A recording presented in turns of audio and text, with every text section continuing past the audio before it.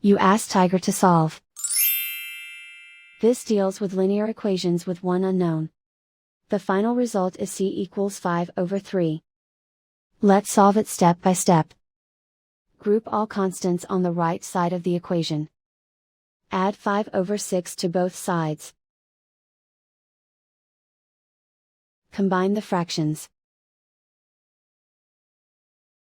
Combine the numerators. Reduce the zero numerator. Simplify the arithmetic. Combine the fractions. Combine the numerators. Find the greatest common factor of the numerator and denominator. Factor out and cancel the greatest common factor. And so the final result is c equals 5/3.